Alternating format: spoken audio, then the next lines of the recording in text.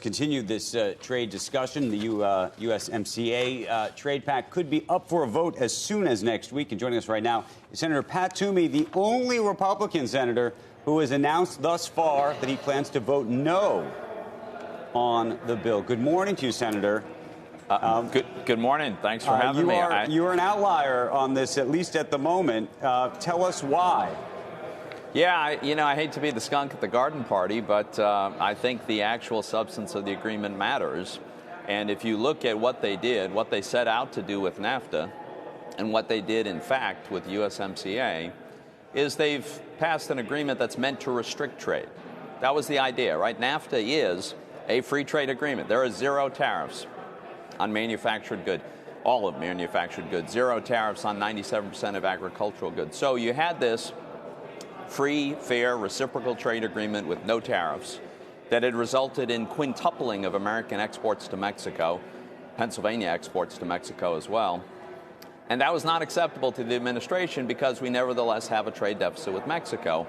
And so they've gone through this whole process of really restricting the ability to trade. So in my view, we shouldn't be going backwards. It was perfectly fine to do some of the updating and modernization that was necessary and appropriate. That's fine. But we shouldn't have put an expiration date on this thing. We shouldn't have put all the auto rules that are meant to limit Mexican auto sales. And we should have preserved the mechanism that allows negotiations to be arbitrated outside of a court system. So in my view, we shouldn't be going backwards on trade. We should be going forward. You're the only one, at least publicly on the record right now, Republican that is, who's planning to vote against this. Do you know of others? I know of many Republican senators who have significant concerns. I don't know how people are going to vote in the end. And let's be honest, there's a lot of reasons one might vote for or against a particular trade agreement for a particular president at a particular moment. I'm simply saying the substance of this agreement is meant to limit trade, and I'm in favor of expanding trade, and so it moves in the wrong direction. Do you have any concerns that if USMCA is not passed, that NAFTA at some point could be ripped up, as President Trump had threatened to do in the past?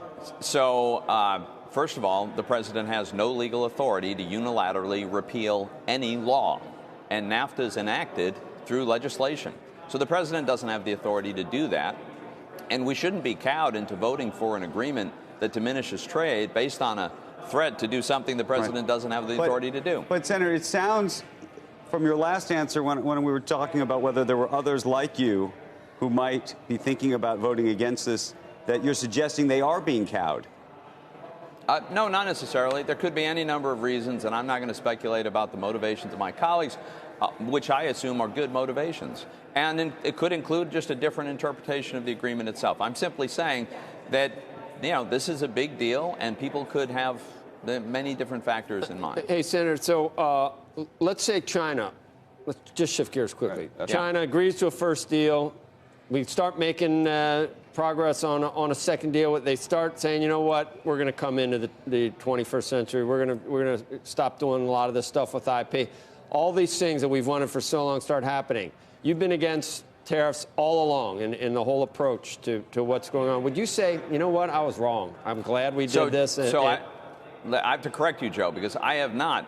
I have put China in a separate category because I recognize the behavior is different, the scale of the economy is different, and to my mind, one of the most important things is the geopolitics are totally different. Were you for the tariffs finally then? I've been in favor of the president confronting China. I've always been a little bit torn, frankly, by the use of the tariffs because we pay a price for that. But I've acknowledged that it was right to confront China, and I certainly hope the scenario you lay out is exactly what happens. Yeah, I was laying out. I don't know what the chances of that are. I don't know either, but that would be the desired outcome. Yeah, because there are a lot of people that the default answer is, oh, I should have gone with our allies. We should have done it. It's just, the same crap from 25 years. And that's their default position, which is just And I have not been second-guessing the president about tactics here. There's, reasonable people can disagree, but the confrontation was necessary. Mexico is very, very different. Can you explain that, though, Senator, though, for the audience, to the extent that you have that view, that you make a distinction between the situation in Mexico and the situation in China? Because Mexico is a medium-sized country with a small economy, a poor country that's still developing, And the only competitive advantage they have is lower cost labor. And as a result of that, there's one sector, the auto sector, in which they've been successfully able to export products to the United States. We've got a trade deficit with Mexico. Who cares? It doesn't matter. I don't know any reputable economists who think that's a problem. China is very different. One, the behavior they engage in, systematic theft of our intellectual property, is a totally different kind of problem. Also, I'm concerned about their geopolitical ambitions. I think the Chinese want to establish hegemony, certainly in Asia and the Western Pacific, and probably beyond that. It's an authoritarian regime that's extremely repressive, increasingly so, and they'd like to export a world order that serves them and not us. So China's just a totally different category.